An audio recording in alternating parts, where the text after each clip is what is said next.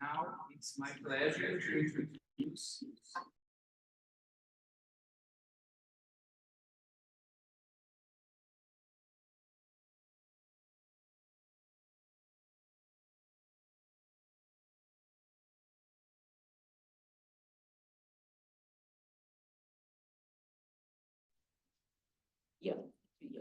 okay. So I want to acknowledge that we are having also an audience from abroad, which would be individuals that are connecting from different parts of the world, and they are watching the broadcast through a Zoom meeting that we have available at this moment. And I actually would take this opportunity to thank the Baha'is office here at the UN for graciously offering their space, which is not just beautiful, but it's very technological. It seems we have cameras everywhere. They follow the sound of our voices. So whoever will speak today, we will ask to please really speak loud to be captured by the camera, and the camera will approach you, okay? Are we all good? Mm-hmm. Thank you, Rosalene. So now it is my pleasure to introduce Laura Sims.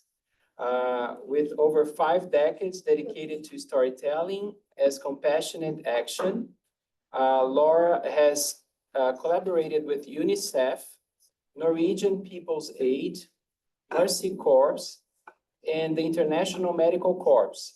She currently serves as a facilitator for the Constellation, continuing to teach, perform, and train storytellers globally. Laura will lead the core segment of our program, also mediating the Breaking Bread traditions represented here in this room today. And she's going to invite audience participation too. So Laura, thank you so much for joining us, and the floor is yours. Thank you. Thank you for everyone who's here, for the Brahma Kumaris, for this space, for this air conditioning, for your hearts. So there is no culture, no place, no country in this world that doesn't have some kind of bread. On my way here, my Pakistani taxi driver, when I asked him about bread, he said,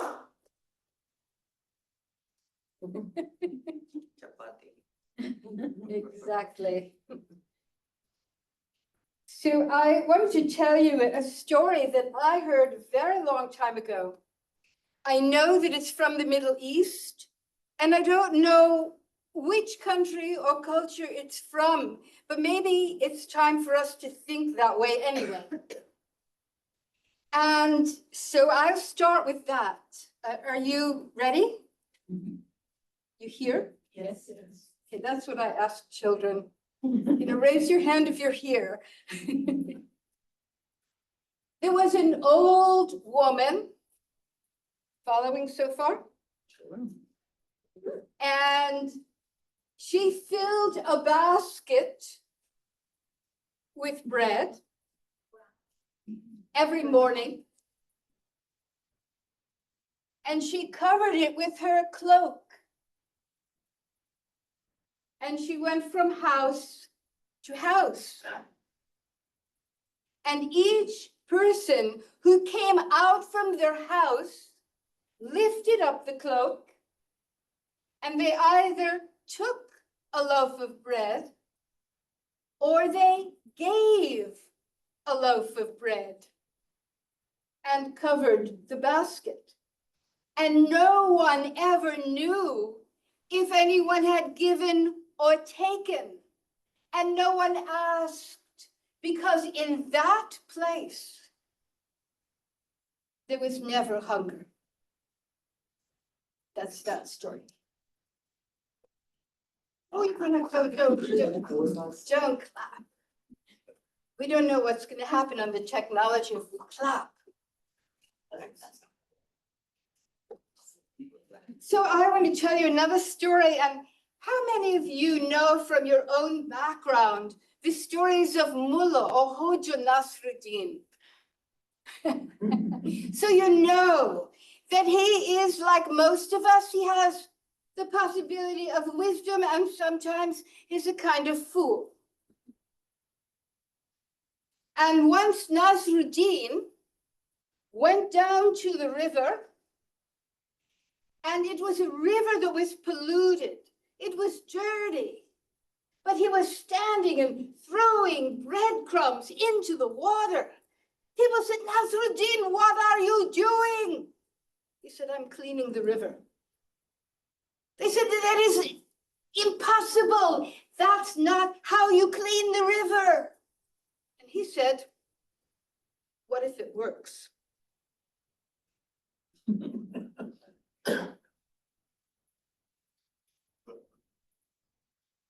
You're not an easy audience. One of the most beautiful stories that I know. Thank you. He's planted here. He laughs, he cries, he plays the violin, all the things we need in the world. This is a story that was heard by Colin Turnbull, great anthropologist, maybe in the 1950s or 1960s in South Africa among the Pygmy people of the Ituri forest. And it was a story that I read when I was very young, and it moved me to the core, and it becomes more and more relevant. In a forest, there was a bird, the most beautiful bird in the whole world. And when that bird sang and spread her wings, there was rain.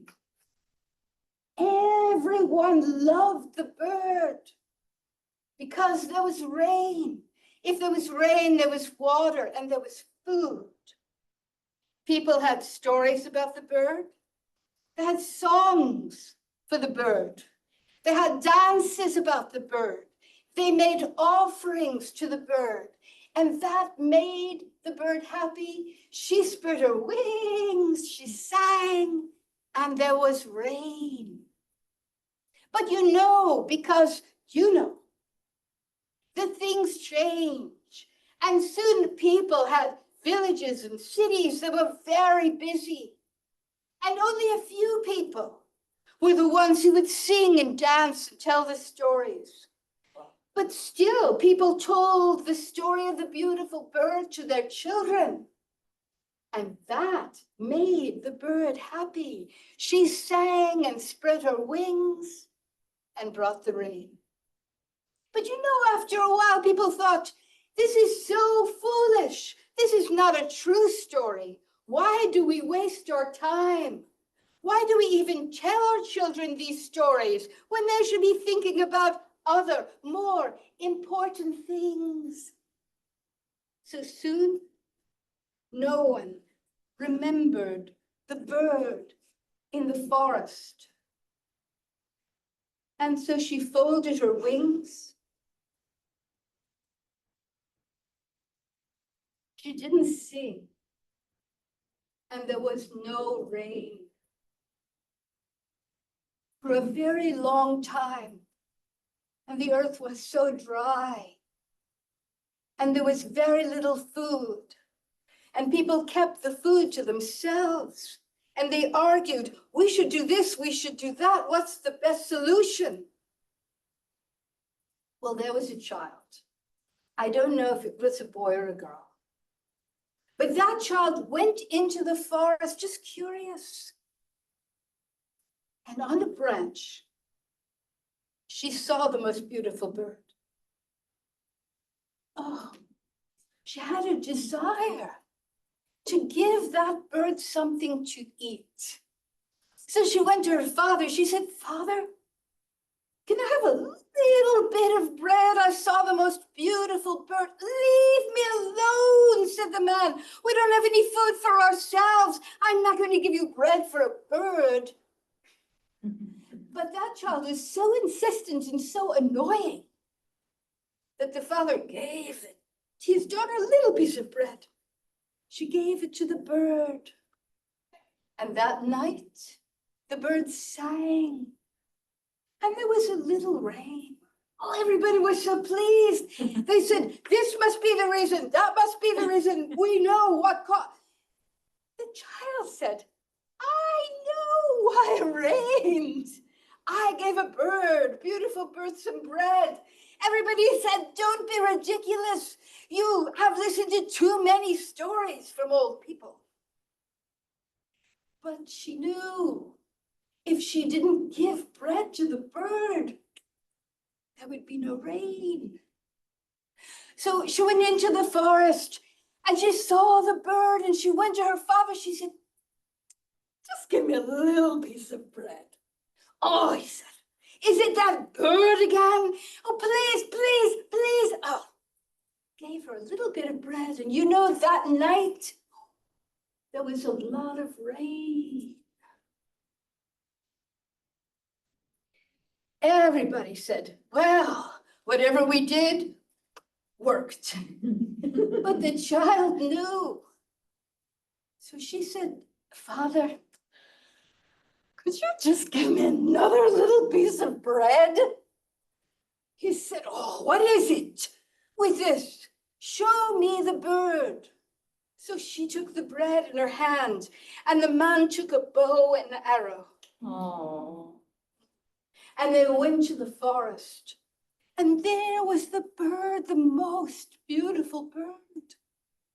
And when she gave the bird the bread, and the bird lifted its wings, the man took his bow and arrow, and the bird fell dead.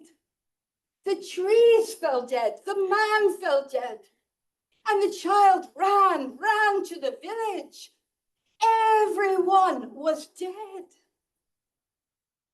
And then in the house, she saw the ambira, a thumb piano that her grandfather played, and she took it down, went into the village, sat down and played. This was considered the fingers of the gods, and she remembered the story of the beautiful bird. She remembered the songs, and over she sang and she told the story. And my friends, all the people came back to life. All the trees came back to life. The man came back to life. And the bird, the most beautiful bird in the whole world, came back to life. And it is said that we should not forget the source of life itself. So just a quick, in case are any of you seeking love? You can keep it to yourself. But there was a lot of research done about bread, in superstitions about bread and thoughts about bread in Northern England about over 100 years ago. And one impressed me tremendously, that if you bake a fresh bread because you're seeking love or your heart's desire, and when you take it out of the oven and you chew on it and you go out on the road, find a toad, spit the bread at the toad. If the toad eats the bread, you'll find your heart's desire. Now, if the toad doesn't eat the bread, so it goes. I haven't been able to try this because I live on Broadway. Some people, I think, but anyway, just spitting at people doesn't work. But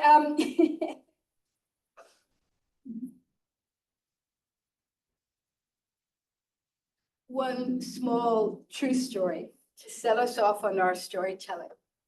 So my grandmother, my father's mother, Ida, lived in the Bronx. And she spoke with a Yiddish accent. And she only came to see us in Brooklyn on Fridays. And the only bread that she baked was a challah bread, which was a braided bread. It was really sweet. The crust was very smooth. It was baked with honey and eggs, something a little bit like the Greek bread that you would have on Easter, a little bit like the bread depicted in hieroglyphs in ancient Egypt, where the dough is braided to represent the fragrant hair of the goddess Isis. No, I loved this bread. One, because we only ate it on Friday night ceremonially, and then we shared it. And on Saturday morning, my brother and I would rush downstairs to the kitchen because we could smother the challah bread in butter and dip it into the coffee. And it was really good. And we would think about it all week. And on Friday nights, when we sat at the table with our parents or grandparents, neighbors from all over the world who lived on our street in those days in Brooklyn, those were great memories. And even today, if I'm really feeling distraught, sometimes I'll really Google which bakery makes real challah bread. It's not only the taste, sometimes it's just the sight of it that stimulates all of my memories of that time and brings me great solace. So those are my stories, except for one thing. I consider you all my companions on this impossible, possible path toward peace.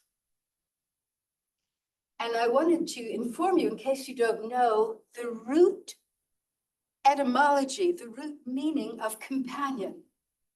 It comes from the Old French, and it means sharing bread with another. So here, Give you a big. oh, your listening and knowing what you do for the world is my greatest reward, especially in these times. That we come together to share bread is what people have done symbolically for over 9,000 years. And in this basket are breads from all different areas of the world, and there's even slipped in some rice and shrimp. And I would like to encourage everyone, maybe you're already having a sort of infestation of memory or a feeling, a smell of bread or sharing food with another, just to keep it rising up. Let's knead our memories. This is the real Joe. I was told that I should tell you that I'm picking these out randomly as if I had made no plan, which I never make a plan for anything. Okay. These are 6 people who have volunteered by command to tell a story from 6 regions in the world about bread. And Mohammed Naim, I hope I'm saying this correctly, from Sugyo Laikari, will be our first storyteller. If he goes on too long, there is also this technological room, a little hook that comes up. That's I'm joking about. But here we go. So you may be seated where you are. The basket represents a sample of the different breads that were brought to us to this meeting. And it's going to be our symbolical act of breaking the bread in the room, okay? So it's going to be a random selection of stories. And we are going to also invite the audience, if you want to share your own story to enlighten us today. Please, you're going to be the first. Thank you very much. Ladies and gentlemen, friends from diverse faiths and walks of life. Today we gather not just as individuals from different backgrounds, but as a unified community driven by a common purpose, the eradication of poverty. This monumental task requires not only resources, but also a deep sense of unity, oneness, wisdom, and compassion, values that are central to all of our traditions. Poverty is a multifaceted challenge, manifesting not only in the lack of material resources, but also in the absence of opportunities, hope, and dignity. To combat this, we must first recognize the intrinsic value of every human being and all life forms on earth. Oneness and compassion, as taught by our traditions, are the keys to this recognition. When we acknowledge the same light of the divine in each person and life form, we cannot remain indifferent to their suffering. Hence, fostering unity is paramount in our fight against poverty. When we come together, we share not only our resources, but also our strengths, wisdom, and creativity. This collective power of oneness can drive sustainable change. Interfaith harmony, unity, and understanding play a crucial role here. It bridges gaps, dispels prejudices, and builds a foundation of mutual respect. By embracing our shared values of love, kindness, and service, we create a robust network of support for those in need. Now let us explore the simple yet profound act of breaking bread together. Sharing a meal is not more than just fulfilling a physical need. It is an act of communion and solidarity. Around the table, we're all equals. The barriers of race, class, and creed dissolve as we share in the nourishment provided. This practice can elevate our consciousness, reminding us of our shared humanity and the interconnectedness of our lives. Breaking bread together allows us to listen and learn from one another's perspective and experiences. It fosters empathy as we come to understand the oneness of needs and aspirations of those different from ourselves.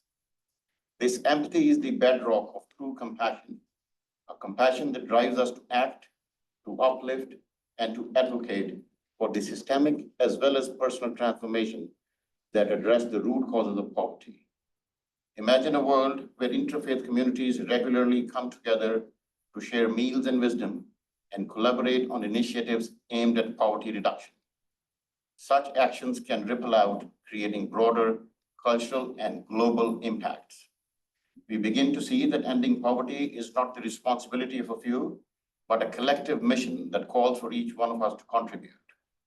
The widespread poverty on the planet is often outward reflection of an inner poverty, of not taking responsibility for personal and collective growth. As we move forward, let us carry with us the spirit of unity, oneness, and compassion. Let us commit to breaking bread together, to fostering understanding, to working hand in hand across the traditions. Together, we can raise consciousness and build a future where poverty is not a fate endured by many, but a challenge overcome by wisdom, solidarity, and compassion. The founder of Tsukyo Mahikari, Kotama Okada, prophesied that we are heading towards an age when people will need to coexist harmoniously with nature, and the Earth's resources will be utilized and shared with wisdom based on love and light. No time like the present, and no present like time. Thank you very much.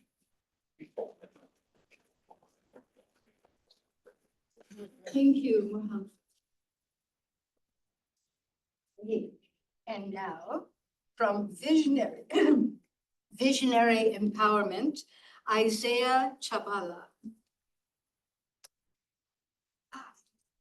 Oh, somebody has to bring him the bread.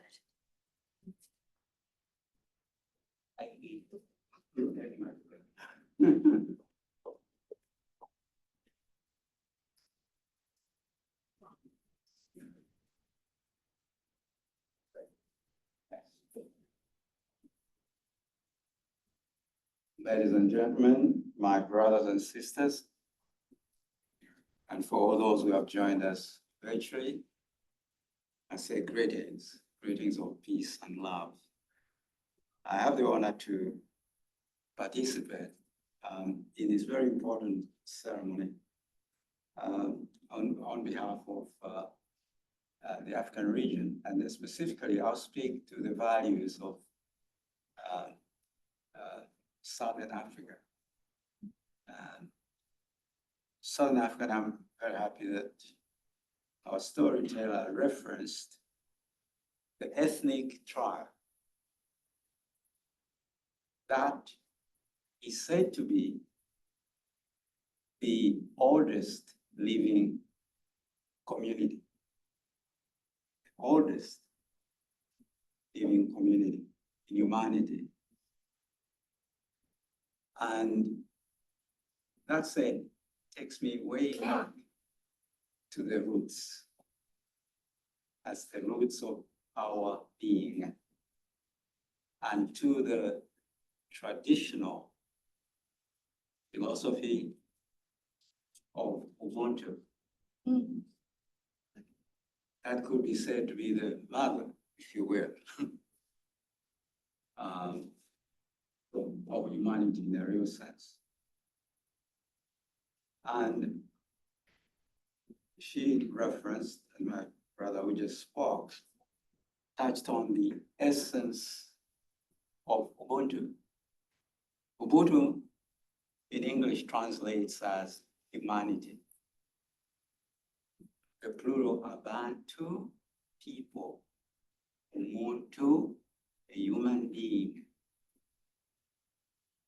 And the story of the values, the spiritual and moral values and the ethical principles have been alluded to. They include humanness. They include generosity, by some of them. They include gentleness, hospitality, empathy, or taking trouble for others. They also include deep kindness, friendliness, vulnerability, resilience, toughness, compassion, which is all that leading to a very important attribute, forgiveness. And they, for us, as Ubuntu, These are the values which were passed on from generation to generation. Happen to come from Zambia, yes. But I didn't realize until later, in fact, what these values meant, transformative, until quite recently. Thanks to the dictum of Ubuntu, I am because we are, and the we transcends the family, ethnicity, religion,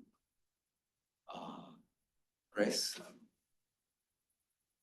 It encompasses humanity, all of humanity.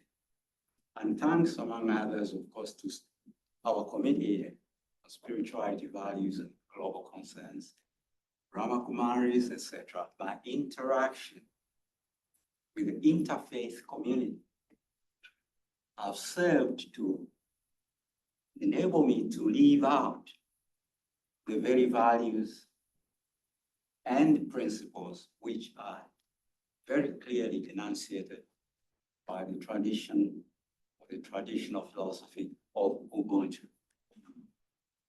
My own country, my native country, was compelled in the 60s to manifest these principles and values when in 1964, I remember the day, June 6, 1964, Mr. Nelson Mandela was incarcerated for, the cause of pursuing freedom and, democracy, human rights, etc. And my country, Zambia, was compelled to welcome the executive committee, the entire executive committee of Nelson Mandela ANC, which was banned at that time. And thousands of political prisoners came. And for the first time, the whole country was thousands of them. And our president, a few months later, Zambia became independent, right? October 24, 1964, the only country that shares the birthday with the United Nations. Told the country, we are compelled and we are happy to welcome our brothers and sisters to wage their liberation struggle from Zambia because we are one. Inspired by the philosophy of Ubuntu. And they lived in Zambia. Many in the leadership had diplomatic passport, which coincidentally, at that time, I also joined from graduate school at Oxford. I joined the Foreign Service. They traveled on diplomatic passport. At that time, the ANC was led by Oliver Tambo, Mr. Nelson Mandela's law partner, etc. They lived there for more than 30 years until the liberation or the release of Mr. Mandela, etc. Now, when I look back to that history, and our president every time and leadership say, these are our brothers and sisters, and our traditions, our cultures,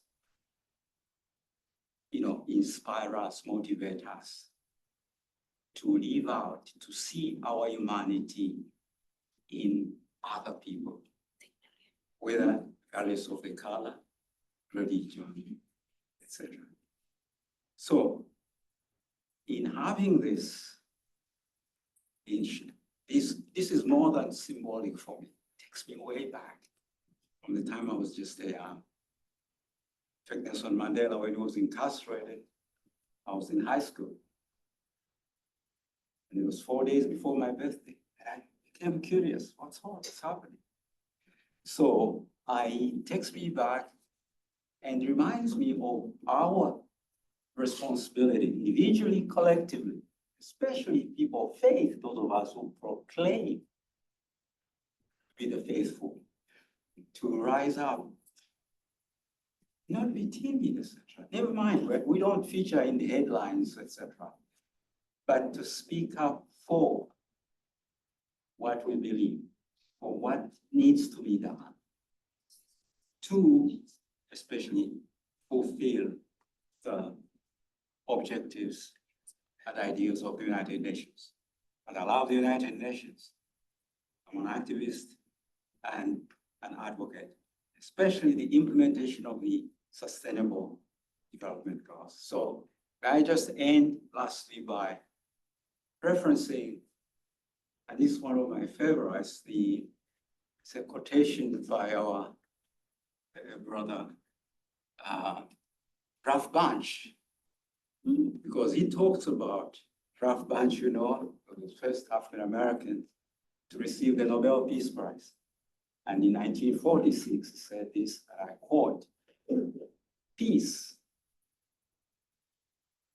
to be well known, peace to have meaning, rather, for many who have only known suffering, must be translated into bread or rice, shelter, health, education, freedom, and human dignity."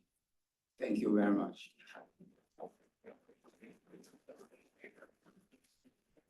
Thank you, Isaiah. Is there a special bread in Zambia? Hold it in your imagination. We're coming to that. So we're going to hear from Roslini Ubanyas. Ubanyas from Baha'i of the US UN office. So she's going to take just a few minutes. Hi, friends. Thank you so much for coming here today. I know it's terribly hot outside. We're all melting, but we're gonna melt our spirits here together in this beautiful meeting. So thanks for being here. So I come from the Dominican Republic. My parents are Dominican and I spent a lot of summers there growing up. So the bread that I brought today is cassava bread and you'll see it on the table. There's two kinds, there's plain and there's garlic, which is the best. But the kind of the inspiration of why I wanted to participate in this event, also it's our NGO, our committee, but the tradition of breaking bread, I remember I spent time in Turkey and everyone made lines for Turkish Ramadan pide, which is like Ramadan bread. And I'm not a practicing Muslim, I'm not a Muslim, but I was like online for that bread because it was really good stuff. And just participating in that culture. And I'm Baha'i and I wasn't born to the Baha'i faith, so I'm the first Baha'i in my family, which is cool because I get to pray for their souls, but also it's hard because I come from a culture that likes to party and party really hard. And that's Dominican culture. But I'm gonna share a little bit with you the culture of Baha'is coming together and breaking bread and sharing. So in the Baha'i tradition, we don't have churches in a classic state. I come from a Catholic background, so everything I reference in my comparison to my Catholic tradition. We don't have churches. We have a temple per continent, and some countries, if there's a lot of activity, the community can then build their own temple. So you'll see some of our temple. India has a beautiful one. The US has one in Chicago. But since we don't have a place to come together and congregate and pray, we are asked to pray in our homes. To pray in any place where we come together, you can come together and create this space called the feast, the Baha'i feast. It happens once a Baha'i month, which is 19 days long. And it's a meeting where all people can come together, Baha'is or non-Baha'is, and they're called unity feasts. And the concept of this feast is to kind of present a framework of how we should live our lives, right? So the feast has three components. It has a spiritual component, an administrative component, and a social portion. So for the spiritual portion, we're just coming together, we're praying, songs, music. And what's beautiful about feast, we just have those three guidelines. You have to have those three portions and it should be culturally relevant. So the feast that happens in the Bronx is nothing like the feast that happens in Turkey, but they feel the same because I'm coming together, I'm praying with people that are just like me. All kinds of prayers can be said. The recitation of holy words is encouraged from any background. So people come together, say holy words, and we are able to uplift our spirits in that way. And then the rest of the afternoon or the gathering, you have administrative, which is you know, kind of like the boring stuff. It's okay, there's a food sale, there's a bake sale happening, the kids are organizing, someone moved to the community and we have to find them housing. There's a crisis happening in the south of our country. We need to organize and rally and put things together. That's the administrative portion, right? So we prayed to God, we recited his holy words, we felt the spirit. Then we put to work, right? Because Baha'is were a faith of work and we all have things to do and we're all working around the clock. So that's the administrative portion, but it's done after the prayer portion because the service that you do should be in a prayerful state. So we all come together, we pray, and then when we make plans, it's in a prayerful state. And then the last part is a social portion, which you're not allowed to skip. Because a social portion is when we all get to come together, we share all kinds of anything. That even the quotations would say, like, you can just share water together. It doesn't have to be food. The feast doesn't mean amount of food. It means coming together and celebrating. So the purpose of this gathering is to mimic our spiritual lives with the social portion. It mirrors outwardly our spiritual insides. So inside, we're all celebrating because we're praying together and we're loving each other. And then during the social portion, we are mimicking the internal lives that we live. We're peaceful, we're loving each other in our souls. So by having a social portion, we're able to exercise what it is like to be in a space where we all get to love each other and do things. I remember being in Turkey at my first feast. I didn't speak Turkish at the time, but they said, come, come, come. And it was the first one after the pandemic restrictions were lifted. And I just remember sitting there and I'm like in the young people section and we're making jokes and they're translating things in English for me. And then there's another part of the living room where like all the uncles are sitting and they're making plans of renting a bus to go to Iraq or something. I don't know, uncle talk. And then the moms and all the aunties were in another circle talking about their kids. And we all had, a lot of us were working with the children. So you're consulting about plans that they have for the children. And then the youngest ones are planning a song and they sang a song for us to organize this evening together. And I didn't speak a lick of Turkish at this time, but I just remember like I felt at home. You know, I felt like everyone was offering me like tea and just like welcoming me into this home, welcoming me into the community. I felt like I was in the presence of God and I didn't understand anything. And that's the same what happens here in New York. You'll have a feast, but it'll also be relative to the culture. Like my friends and I, our social portion will like break down comedy or whatever, like something that's pertinent to us or talk about art. And if you're in some other part of the world, the social portion might be a soccer game or whatever. So I think that's something that's really beautiful about the faith that I'm really attracted to and something that we welcome everyone to just participate with us so we can all together create a physical space that reflects our inward spiritual space. So, you know, I already described that. I'm pretty good. I'm like doing everything here. But thank you. The bread I wanted to share with you is cassava bread. It's the oldest bread really in the Caribbean. It's first written about in the 14th century. When Columbus came to America, he didn't come to America, he came to Dominican Republic. And he found brown people and he called them Indians. They were Tainos. And Taino people were the indigenous people of Dominican Republic, Jamaica, Cuba, Puerto Rico. And cassava bread the cassava fruit is a root vegetable that grows in bad soil, rainy weather. It's super resilient, which makes sense why our ancient peoples would eat it. And to process it, I didn't make it from scratch because I don't own a wood fire oven in my studio in Brooklyn. You just grate the cassava, you have to squeeze out this like poisonous liquid, and then you have to dry this flour. So it's a dry flour, and then you put dry flour. They have these giant, like big circular kind of griddles, and they just pile dry flour and it toasts and it becomes this amazing little kind of cracker. It's gluten-free, which is awesome.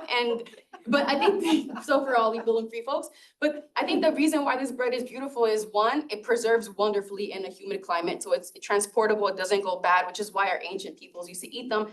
And growing up, like it's a great accompaniment to soup. Like it just reminds me of like family and all of us fighting for the good pieces because you want them to dip and, you know, so that's what I want to share with you all, the cassava bread and our tradition of feast. So thank you.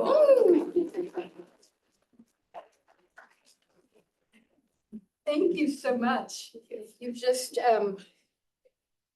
made cassava so wonderful. Working in the camps in Haiti after the earthquake, women were making cassava. Yeah, I can imagine. And daring me to eat it. It's amazing. So It's amazing. Thank you. Well, you see, we get very excited, don't we? So Sabita here, who we are so grateful to you for causing all this wonderful peacemaking mischief. So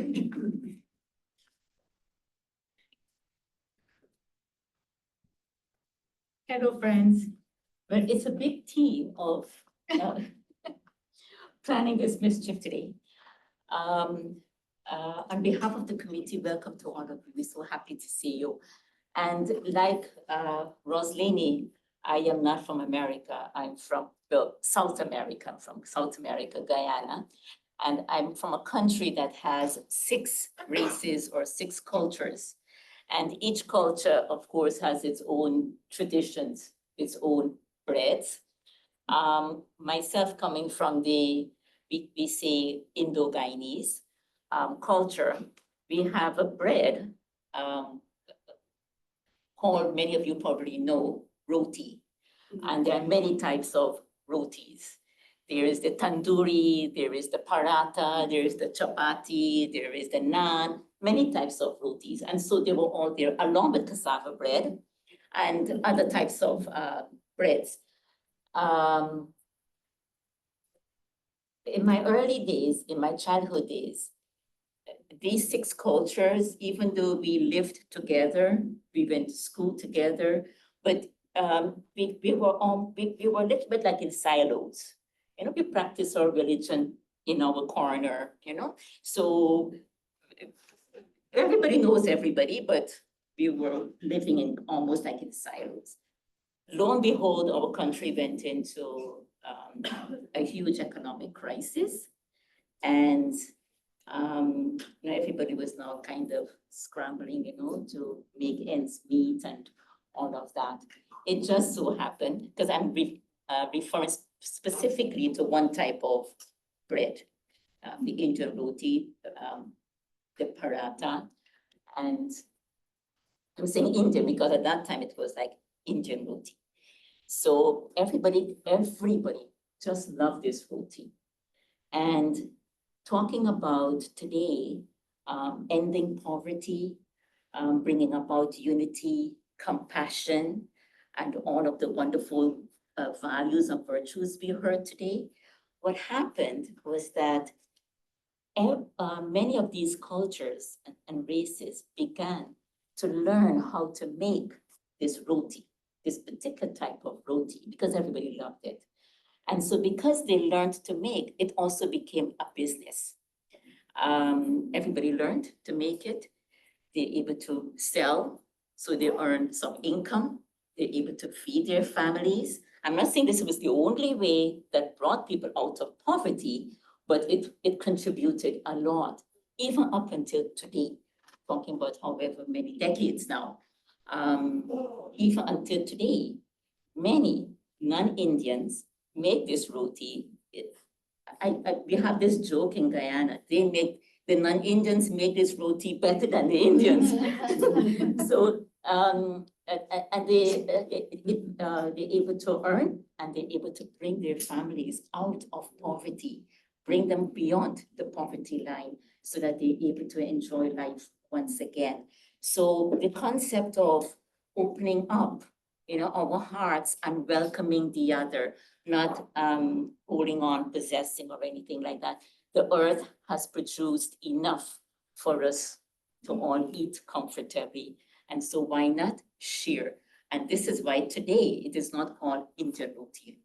It's called Guyanese roti or Guyanese bread, because over time, of course, it has evolved into its own form. It took on its own form and shape and method. So this particular one, which I brought today,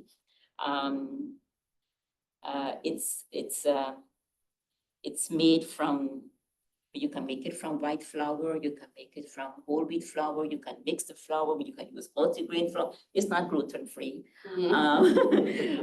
With just a little touch of oil and water, and you knead the dough very nicely.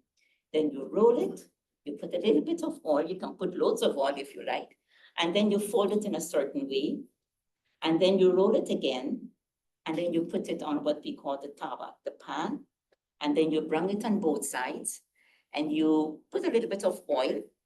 And then the secret is when all of that is over, when it's hot and you not take it off the pan, then you have to give it 2 or 3 claps like that.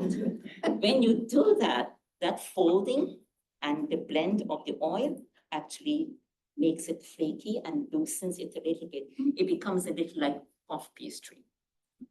And it can go with anything, vegetable, peanut butter, whatever you like. And so that's our story.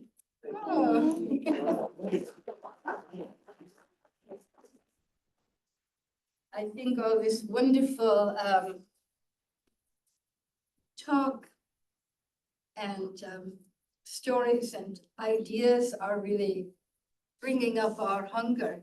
You know, it's said that there are 2 kinds of hunger, and one is the hunger of the belly and the other is the hunger of the soul.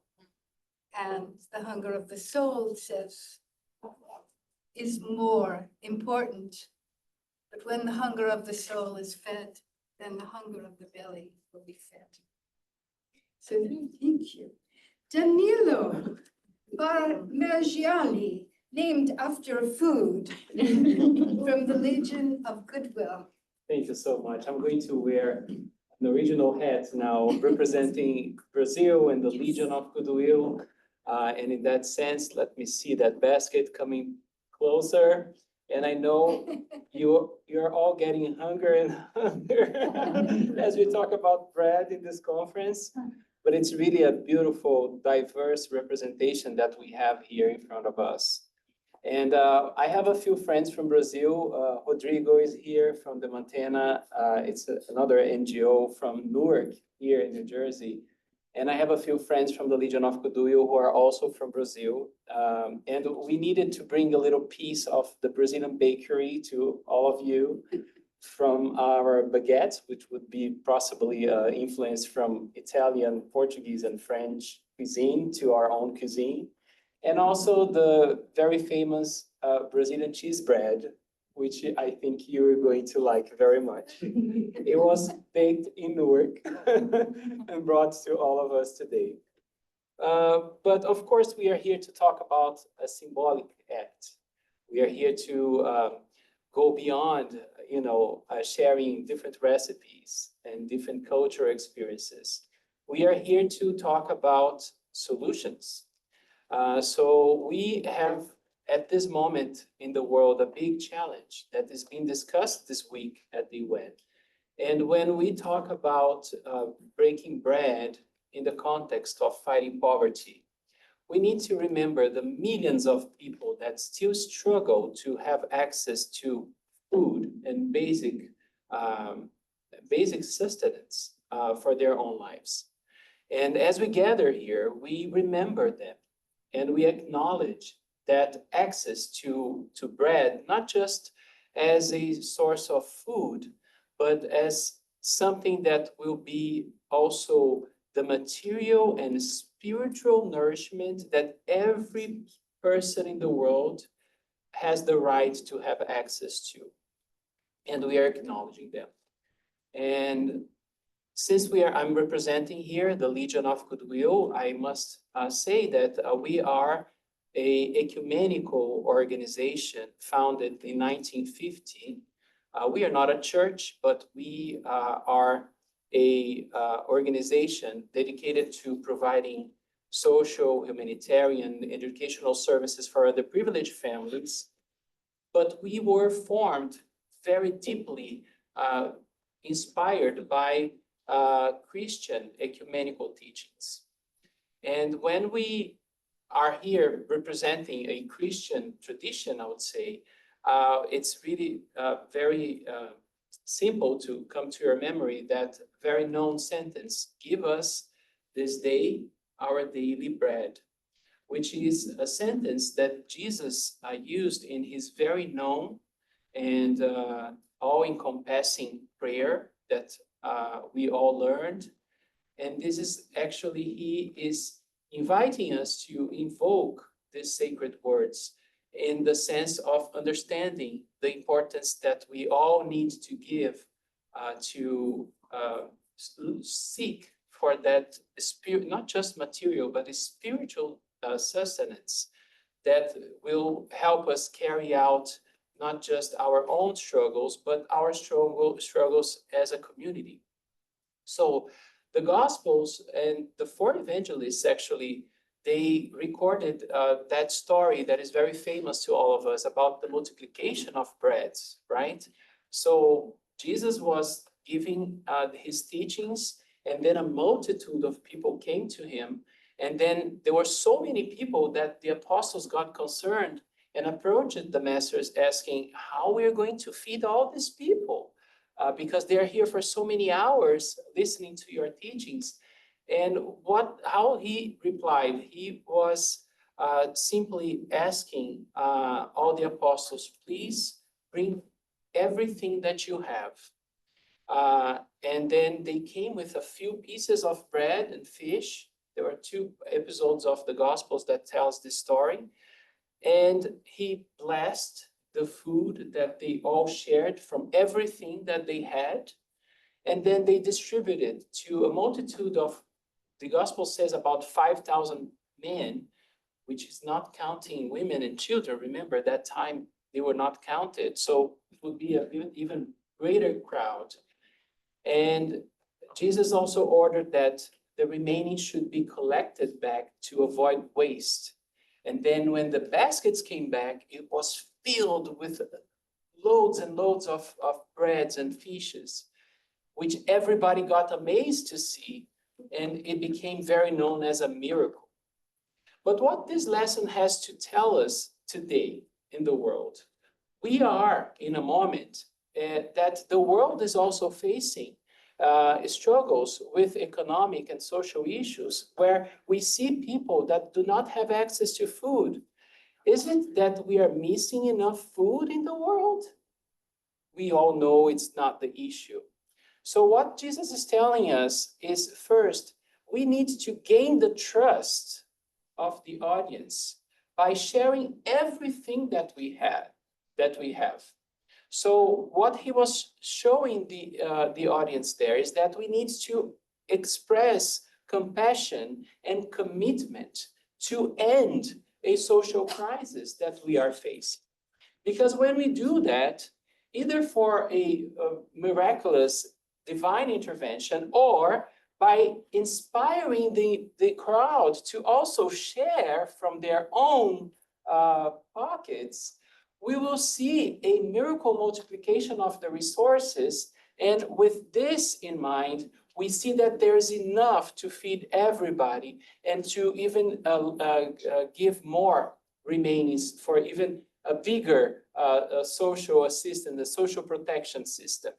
So this is the lesson, and not just from this Christian example, but from all of us that we heard today from different cultures, that when we are breaking the bread, we are exercising a sense of community. We are exercising a sense of solidarity. And it's imperative that we do that, because we are not just here on a threat of lack of food to humanity, but we are on the threat of a global conflict due to the lack of solidarity and compassion in the world.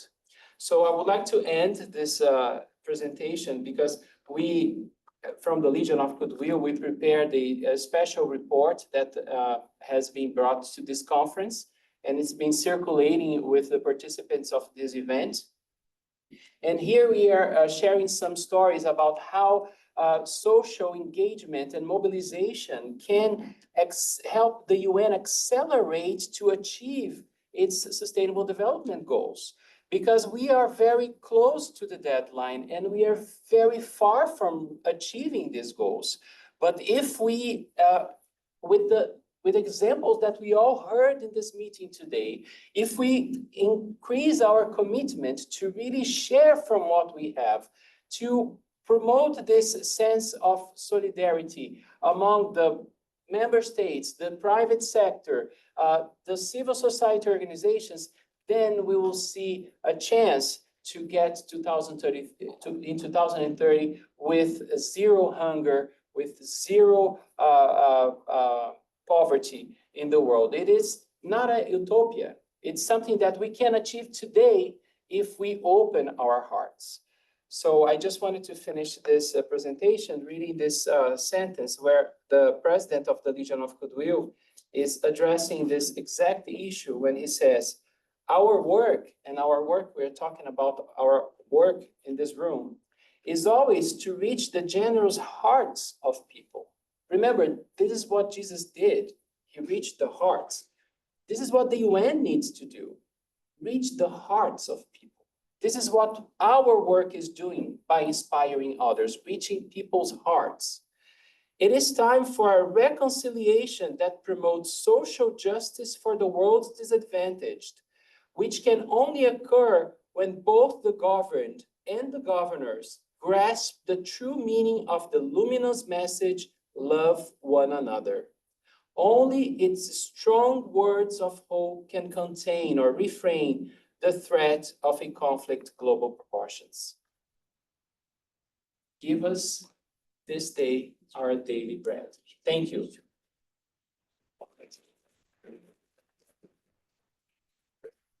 Thank you so much. Thank you. Our last official speaker is Heiko White from Universal Peace Federation.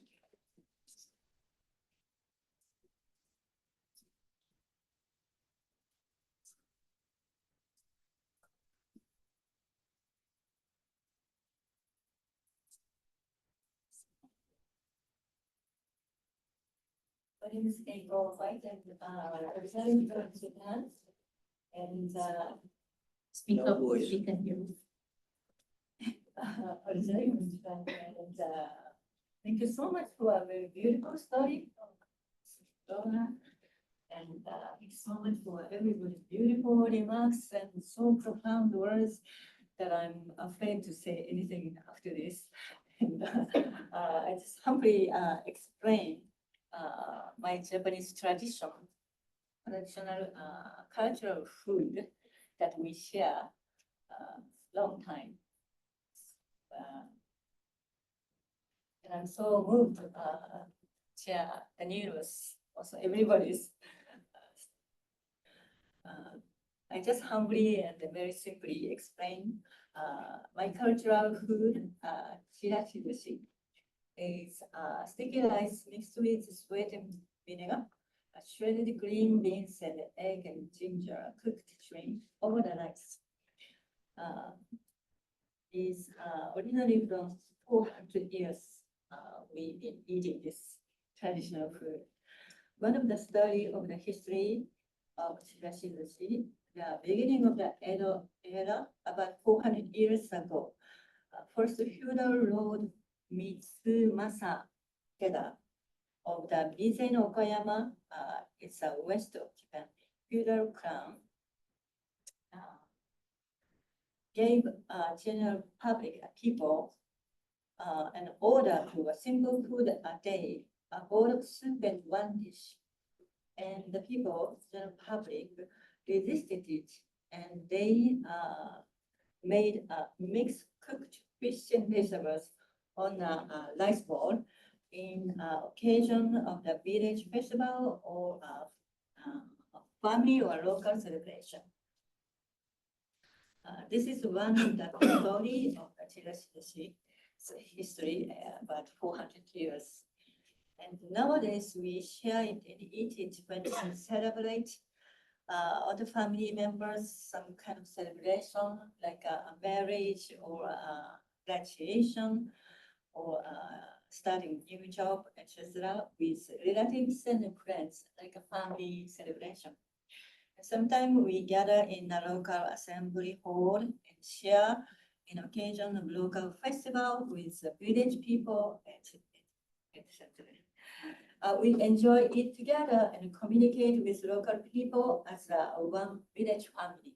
So I hope we can have one family and about one in the world. Thank you. So,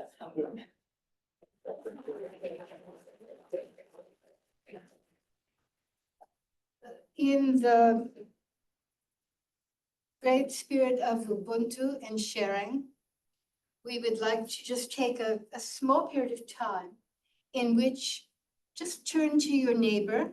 So maybe it'll be one partner or two or three. And if you end up without a partner, we will arrange a temporary marriage. And you can just share with your partner something from your own culture, from your own life, about sharing or making bread, or a memory about bread, knowing full well that for our context in the great work that has to be done, it is both the ordinary and the symbolic, the everyday and the sacred that we're talking about.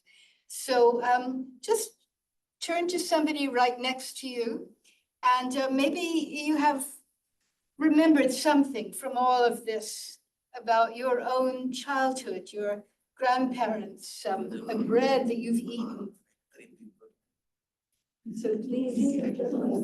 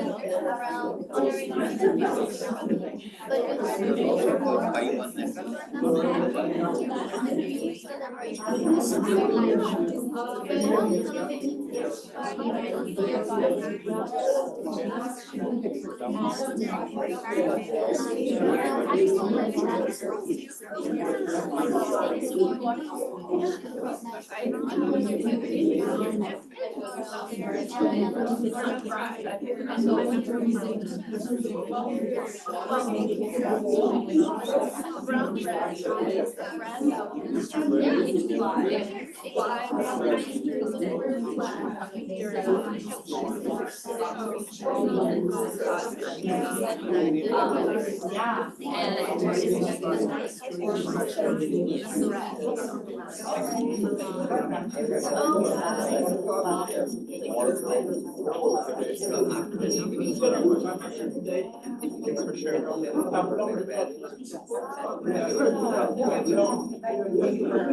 I can tell that this is, that you've hardly had anything to say to each other.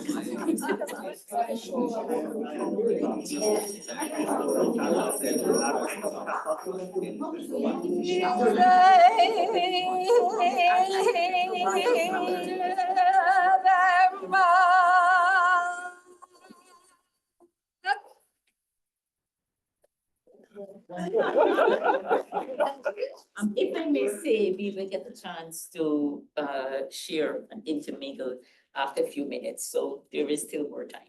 So beautiful to see everyone so engaged. So I think this is really where it all begins, and we shouldn't think little of the small times that we're able to bring joy and communicate to each other. It has tremendous resonance in the world. So thank you all. I wish we could have spied in and heard everybody's stories. But thank you all, and I hope that maybe at the end we'll have even a little moment to hear something. But if anybody has one word, how would you, let's have a few single words to represent what happened when you were listening to one another. Connection. Connection. I was going to say the same thing, connection. Connection. Yes. It's a very important word. Inspired. Inspired. Beautiful. Joy. Joy. Curiosity. Curiosity. Hunger. Hunger. I saw you making the cassava and breadfruit. Beautiful. Sharing. What? Sharing. Sharing. Similarity. Similarity. Solidarity. Solidarity. Synchronicity. Synchronicity. Synchronicity. Oh my goodness. Oneness. Oneness. Right. Beautiful. Well, I think that Sabita and others from the Brahma Kumaris and who have worked on this have really prepared some beautiful breads for us all to partake of. But I think we have a sort of closing moment of contemplation and companionship. Hi, friends. I hope you guys got to share some really fun stories. I know we were giggling in this corner. I don't know about you guys, but I'm here to present our new friend and our London fruit bread buddy, Michael. Michael Brody performs and teaches Western classical, Indian, and Celtic music. He helps violinists to play with more ease with their bodies and minds and to improvise. Michael gives sound and health workshops with music and meditation and sessions with using therapeutic sound. He also plays for weddings in all above genres and for us today. Yes. Thank you, Michael. Yeah. Actually, what I like more than the violin is the voice in a way of bringing us all together. What I found I've been doing lately is to introduce something with the violin, I then get you all to vocalize. Do you think you'd be willing to do this? We'll try. It's interesting I mentioned that because my friend, a good friend of mine, Chloe, once got together with the defense ministers of all the countries. They sent her in to get them singing. And the story, I have to tell you, it's a quick story.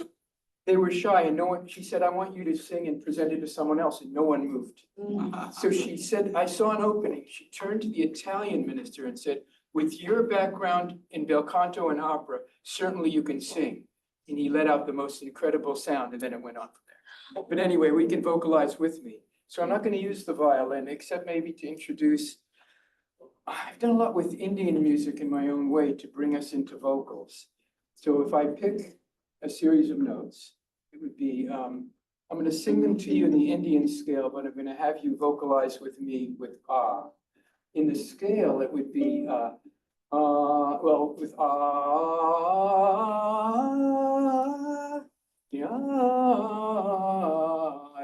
time raga, if anyone wants to guess what it is. Yes. You want to know the name of it? No, I'll leave it at that.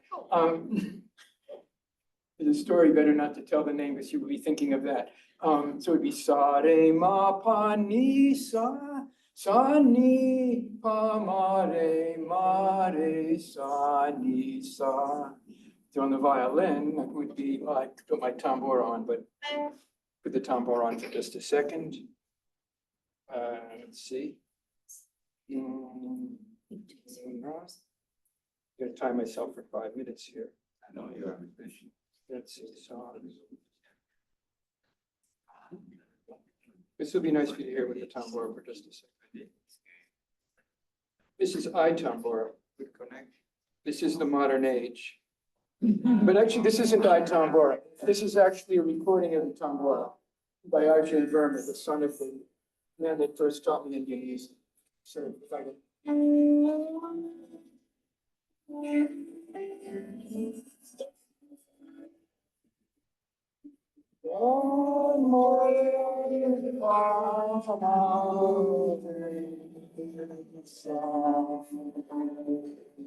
Oh wow, you're fast. Sa re ma pa ni sa ni pa ma re ma pa re sa ni sa. So. Sa re. I'm gonna do something without the tambora for a second. Sa re. I'll start. You can do it with me if we're intuitive. You can know what I'm going to sing before I do it, so you may not have to follow me, but I'll do it twice. Sa re. Sa re. That's what this is. Sa ma re. Sa ma re. Now just with and repeat after me. I'll do it first.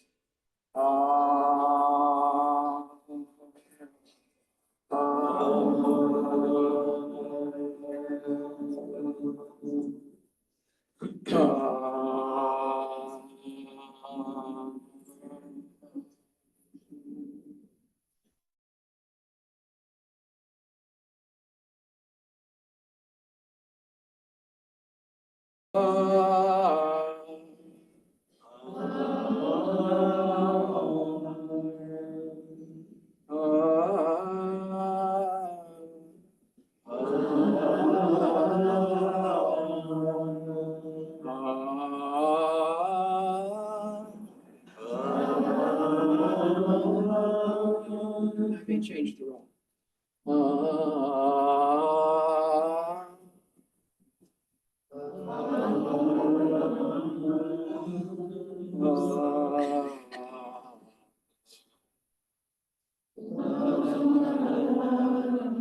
This to me is the most beautiful raga. It's bittersweet.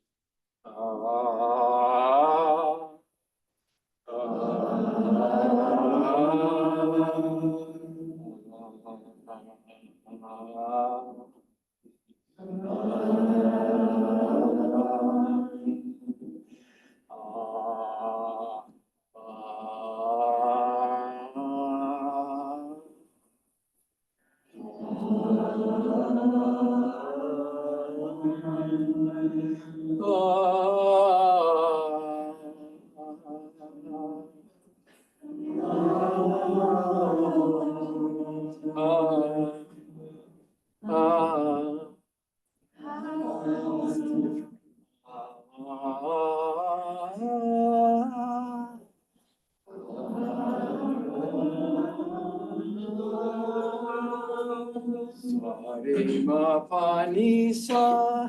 Sa re ma pa ni sa. Sa ni pa ma. Sa ni pa ma. Re ni. And when we end now, we'll end in silence for a minute before we end. They, so I'm saying ahead of time. They, mare, sare mani, sare mare, san,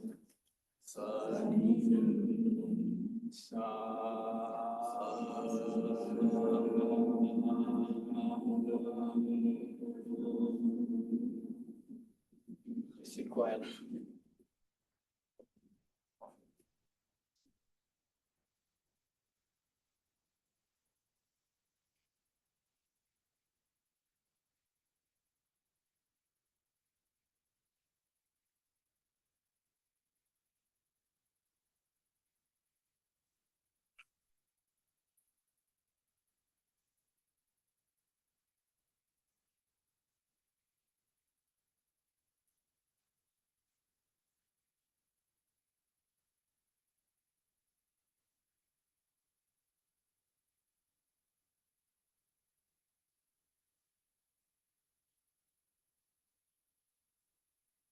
Okay. Thank you, Michael.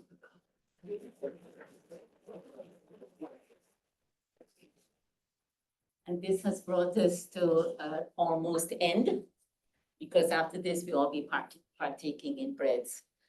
But before we do that, we just had grace before meals. Thank you. And I would also like to say special thank you to our friend Laura for the beautiful, inspiring stories that she embedded into the expanse storytelling amongst everyone else. I know she said, oh, but he's responding. But I think the child, it takes a child to really wake us up, isn't it? You know the story of the emperor's new clothes? It's the same thing. The innocence and purity of a child does magic. And of course, Michael Brody, I've known him for decades.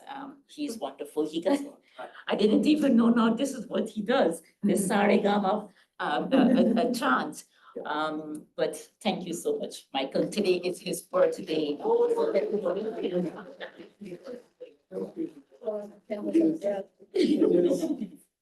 Yes, so thank you, Michael. Thank you, Isaiah.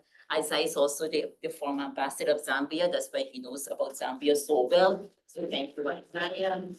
Thank you, Mr. Muhammad, for your contribution today also. It'd be good to get to learn something more for the organization. And I'm going to say, even though Danilo is part of the committee, but I'm still going to say thank you to Danilo for sharing all the wonderful stories of Roslini for the Baha'is faith, and Dominique for Zappan Bread, which I also thank you very much. And Keiko, our dear friend Keiko White, thank you also for being very happy to the picture. And of course, all the members and friends of the NGO Committee and Spirituality, Values and Global Concerns, New York, that helped to put the program together, really, Laura. Danilo is the chair and the vice chair. Roslini is the correspondence secretary, and here is Keiko, our accountant. And so, and plus there are many, many more in the committee, Joni, many more, and Pioneer, etc. So thank you, all of you, Sharon. Thanks, of course, to the Baha'is for this beautiful space that they give us and their generous hospitality in so many things. Then ECOSOC and the high-level political forum secretariat that approved of the program that's not very easy sometimes. So we do thank them very much, and for actually also putting it on their website. So thanks to them. Hope they get inspired by all of this that they heard. And of course, thank you to all of you coming out today. If not, it wouldn't have been such a wonderful gathering and such nice energy in this space, and our friends who are also online. So thank you all very, very much. And our hearts are open, our stomachs are probably ready for something to eat. So with that, I say, I hope I didn't forget anybody, and all our friends from the Legion of Goodwill who helped him so many ways. So thank you all very much. And now we can partake. Let them eat bread. Let us break bread. Break bread. Let us break bread and enjoy. You can help yourself, and there are different varieties, some vegan, some vegetarian, some non-vegetarian, so help yourself. And thank you so much. Thank you Yeah. very much. Hey, guys, it's time to eat. Let's do it.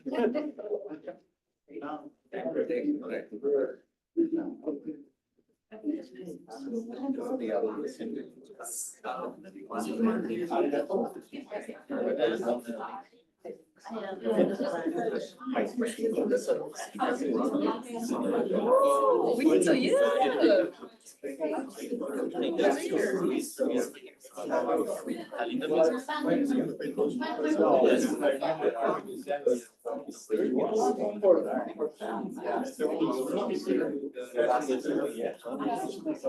Yeah.